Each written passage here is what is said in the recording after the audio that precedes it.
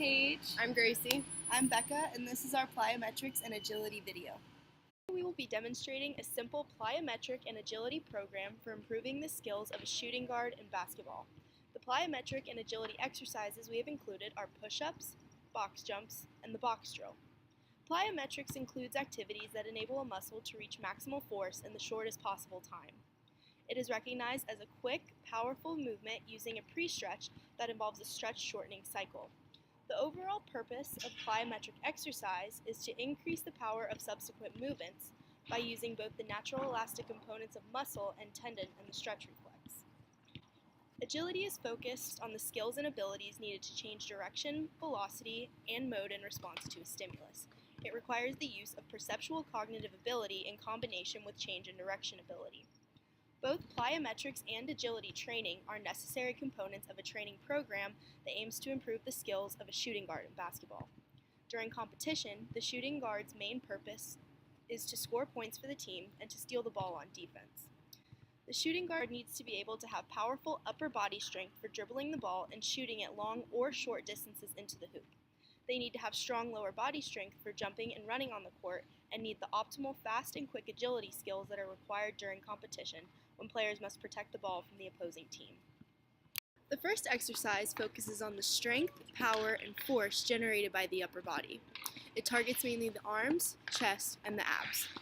Begin this exercise in the push-up position in the prone position with both arms fully extended and shoulder-width apart, your body completely straight, and with your hands and toes supporting your weight. For a modification of this exercise, the knees can be planted on the ground as opposed to the feet.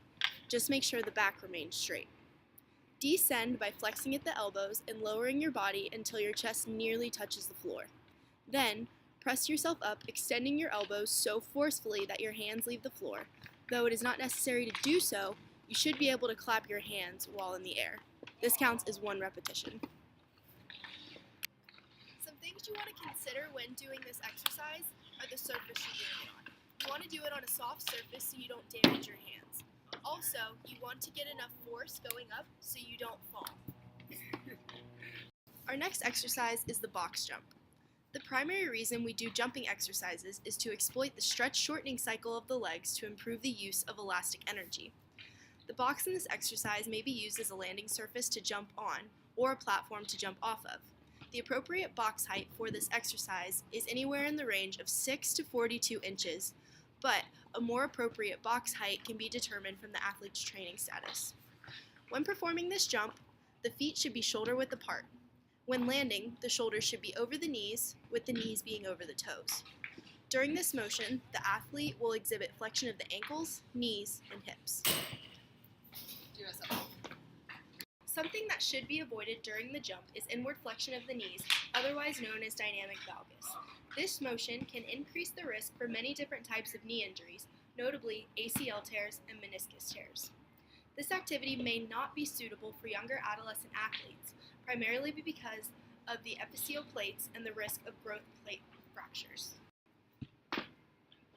Notice she is landing with bent knees to avoid injury.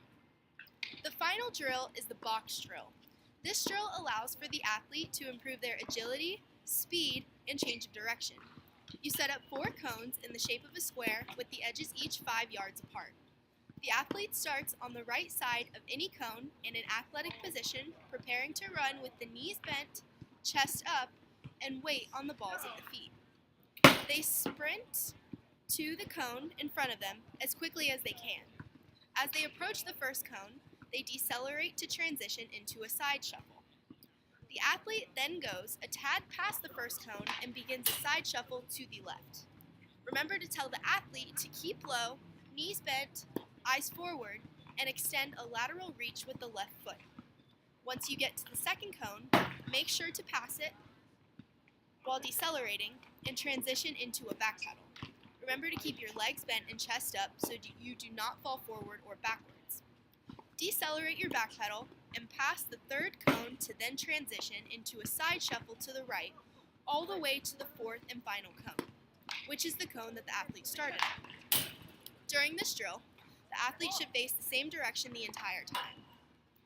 Time the athlete to see how quickly he or she can complete the box. time stops when the athlete returns to the starting cone. Advise the athlete that the fewer steps and less ground time they take, the quicker they will go.